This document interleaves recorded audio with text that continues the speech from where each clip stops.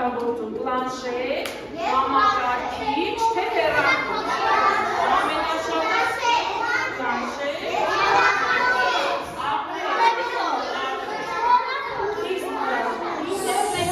ինտերնետով որ խաղեր եք խաղում, որ ցանցային Roblox խաղում եք։ Եվ դիտում եք YouTube-ով տեսանյութեր, ճիշտ է։ Երբ որ մենք նկատում ենք ինչ-որ մի օգտակար, ինչ-որ մի տեսանյութ, եւ դիտում ենք այս տեսանյութը, դուք զգացել եք, որ YouTube-ը, օրինակ, առաջարկում է հաջորդ տեսանյութեր այդ մասին, կամ այդ հերոսի մասին նորից նույն մուլտից է բերում, չէ՞, այսինքն արհեստական բանականությունը մի բան է, մի ուղեղ է, մի գործիք է, որը սովորում է մարդուց եւ ստեղծվել է մարդու կողմից, եւ ինչ որ դուք իրեն ասում եք, եթե դուք փնտրում եք YouTube-ում ձեր ուզած մուլտը, ինքը մտածում է, որ ձեզ դա հետաքրքիր է եւ հաջորդ տեսանյութներ է առաջարկում այդ նույն հերոսով մուլտ, այդ նույն թեմայով մուլտ։ Հիմա ինչ է ստացվում, որ եթե մենք YouTube-ից փնտրենք լավ, բարի, դրական, սովորեցնող, ուսանելի մուլտեր, ապա YouTube-ը նորից մեզ լավ դրական բաներ չեք առաջարկի։ Ես ուզում եմ ասել, որ ինչ որ դուք փնտրում եք ինտերնետում, ինտերնետը մտածում է, ճակերտավոր ասած, ինքը մտածել չի, ինքը ծրագիր է, բայց ինքը մտածում է, այնպես է հասկանում ձեզ, որ դուք անընդհատ ուզում եք դա նայել։ Եվ եթե դուք նայում եք վատ տեսանյութ, որը ոչինչ չի սովորեցնում,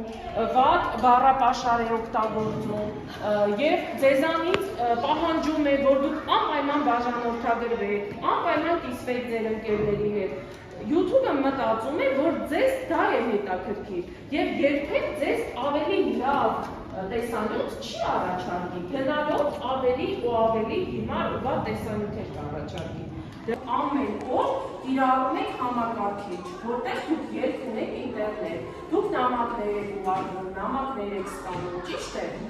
Այդ ընթացքում դուք կարող եք ինտերնետից ստանալ տարբեր առաջարկներ, օրինակ խաղերի, գովազդներ, օրինակ ինչ-որ մի նամակ, որը դուք չեք ճանաչում, ով է ձեզ ուղարկել, ինչ-որ մի անծանոթից եկած ինչ-որ մի տեղեկություն։ Ձեր կարծիքով ինչ պետք է անենք այդ ժամանակ։ Մենք պետք է բացենք նայենք դա ինչ է, ինչ պետք է անենք։ Բայց բացել կարելի է, եթե մենք անծանոթ մարդուց ենք ստացել։ Ենթադրենք ընկեր Անուշի ուղարկած նամակը չէ, մեր մայրիկի հայրիկի ուղարկածը չէ, ընկեր Կարինեի ուղարկածը չէ։ Ինչ ենք անում այդ ժամանակ, երբ որ ստացել եք ուրիշ մարդուց նամակ, ասա Սամա։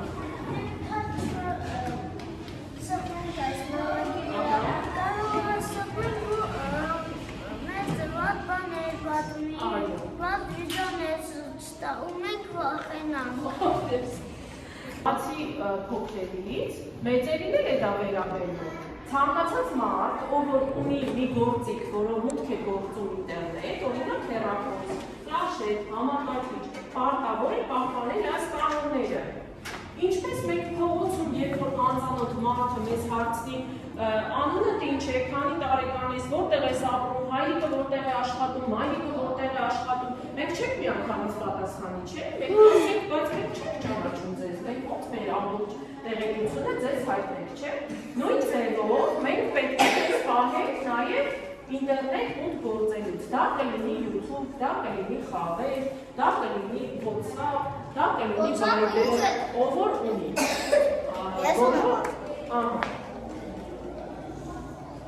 Հիմա, ով կարող է ասել, ինչ է նշանակում անձնական տվյալներ։ Ինչ դա ինչն է, գլե դու ասել։ Որ էդի մեզ վերաբերվում։ Ահա, այսինքն ինչն է։ Որ ասենք մեր մայրիկից է կապված, հայրիկից է կապված։ Ապրես։ Ուրեմն անձնական տվյալ է համարվում, մեր անունը, մեր ազգանունը, մեր տարիքը, մեր հասցեն, թե որ դպրոցում ենք սովորում, մեր ծնողների անունները,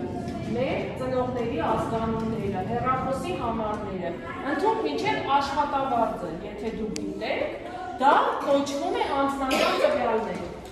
Եվ երբ մենք խաղում ենք վիդեո խաղեր, երբեմն պահանջվում է այդ խաղի մեջ, որ մենք մեր անունը գրենք, չէ՞։ Ասենք ասում ենք անունդ գրի, գրանցվի, բաժանորդագրվի, քանի տարեկան է, այո, եւ քայլերով քեզ իրար հետևից հարցեր է տալիս եւ անգամ խաղեր կան, որ ասում են, եթե գրի այստեղ քո անունը, քեզ կտան 2 կյանք, չէ՞ ավել, կամ նոր հագուստ կգնես։ Ձեզանից պահանջում է ինչ-որ մի տեղեկություն, կամ ասում է սեղմի այս կոճակին, որպեսզի անցնես հաջորդ օր։ Կարելի գրել իսկական անունը, իսկական հասցեն, իրական սովորելու տեղը, դպրոցը, որտեղ է սովորում, ինչու՞։ Որովհետև այդ տվյալներով ձեզ շատ հեշտ կարելի է գտնել եւ այդ խաղի մեջ ենթադրենք քո մրցակիցը կամ քո թիմակիցը կարող է լինել բոլորովին այլ մարդ, չլինել օրինակ քեզպես բարիք, քեզպես երեխա, լինել մեծահասակ, որը վատ նպատակներ ունենա, կամ կուզենա քո տեղը իմանալ, քո ծնողի տեղը իմանալ։ Անձնական տվյալները նրա համար են, որպեսզի դուք ձեզ պաշտպանեք, ոչ մի դեպքում չգրեք։ Օրինակ, Սարան եւ ChatGPT-ի հետ շփվում է, ենթադրենք հեքիաթ է հնարում ChatGPT-ով, նա իր իսկական անունը ChatGPT-ին չի ասում։ Այնտեղ նրա անունը գրված է Շարայա, ոչ թե Սարա, որպեսզի ChatGPT չիմանա, որ դա իրոք 7 տարեկան երեխա է, որը ապրում է Երևանում, այսինչ հասցեում եւ ունի ենթադրենք հայրիկ, մայրիկ, որտեղ է աշխատում, այդ ամբողջ ինֆորմացիան չի կարելի ինտերնետում լրացնել այդ տեղեկությունը, ձեր անձնական ինֆորմացիան։ Կարելի է ունենալ